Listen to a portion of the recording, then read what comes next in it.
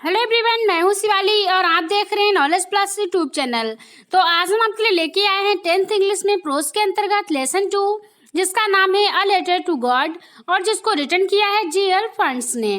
तो आज हम इसको पूरा हिंदी में एक्सप्लेन करेंगे ताकि आपको इजिली समझ में आए। तो चलिए स्टार्ट करते हैं। लेंचो एक परिश्रमी किसान, जो लेंचो होता है वो एक परिश्रमी होता है, किसान होता है। उसको तबाही का सामना करना पड़ता है और मुसीबत में वह भगवान की ओर प्रेरित होता है और पैसों के लिए उन्हें एक पत्र लिखता है। उसे एक पत्र प्राप्त होता है जो भगवान से भगवान के नाम से आया होता है और इसमें कुछ पैसे होते हैं। देखिए कि किसने वह पत्र लिखा है और क्या लेंचो ने पैसे प्राप्त करने पर धन्यवाद किया। तो स्टोरी स्टार्ट होती है। The house, the only one in the entire valley, set on the crest of a low hill. वह घर जो संपूर्ण घाटी में केवल एक ही था, एक निचली पहाड़ी की चोटी पर स्थित था। From this height, one could see the river and the field of ripe corn, dotted with the flowers that always promised a good harvest. और उस ऊंचाई से व्यक्ति नदी और पके हुए अनाज के खेत देख सकता था जो ऐसे फूलों से आच्छादित थे जो सदैव अच्छी फसलों की आशा बांधते थे। The only thing the earth needed was a downpour or at least a shower. धरती को एक जरूरत थी तो केवल बौछार या धीमी वर्षा की। Through the morning, Lencho, who knew his fields intimately, had done nothing else but seen the sky toward the northeast. पूरी सुबह लेंचो, जो अपने खेतों को अच्छी तरह से जानता था, उसने सिवाय उत्तर पूर्व आकाश की ओर देखने के और कुछ नहीं किया था। उसने उत्तर पूर्व में आकाश को देखने के अलावा उसने और कुछ नहीं किया था। Now we are really going to get some water women. प्रिय, अब वास्तव में हमें कुछ वर्षा का जल मिलेगा। मतलब क्या है, लेंचो अपनी वाइफ से कहता है कि प्रिय, अब वास्तव में हमें कुछ वर्षा का जल मिलेगा, कुछ पानी बरसेगा। The women who was preparing supper replied yes God willing. तो उसकी पत्नी जो कि खाना बना रही होती है वो उत्तर देती है, हाँ, यदि भगवान ने चाहा। The older boys were working in his fields while the smaller ones were playing near the house until the woman called them all come for dinner. बड़े लड़के खेत में काम कर रहे थे जबकि छोटे लड़के घर के पास खेल रहे थे।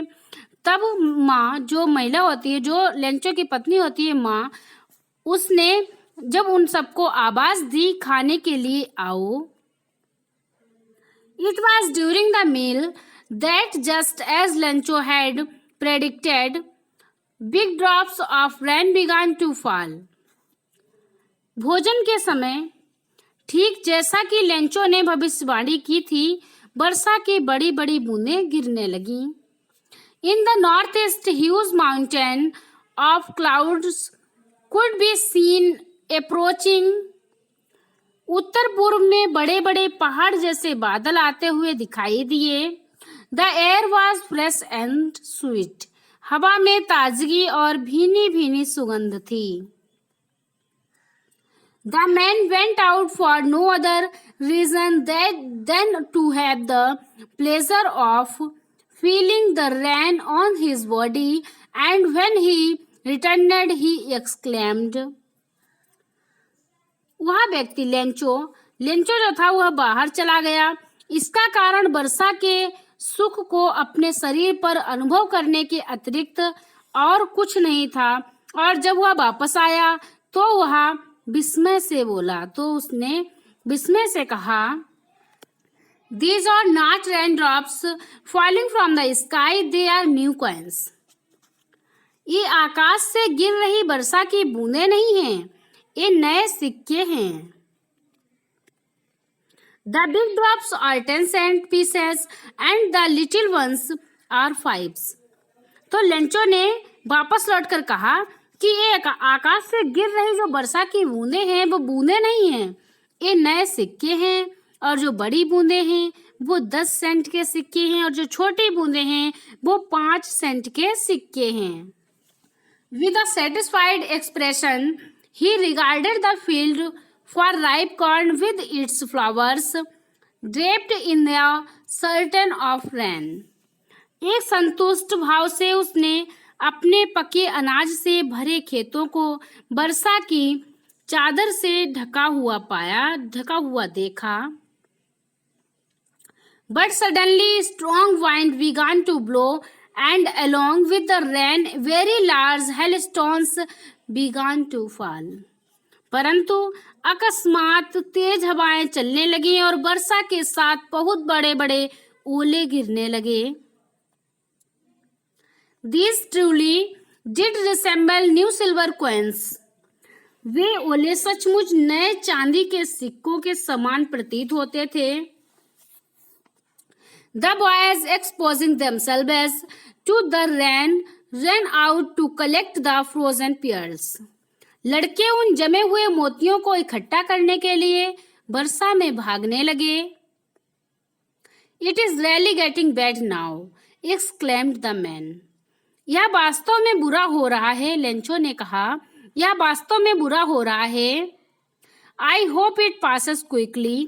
मुझे आशा है कि ओले गिरने जल्दी ही बंद हो जाएंगे। It did not pass quickly. यह शीघ्र नहीं गुजरा।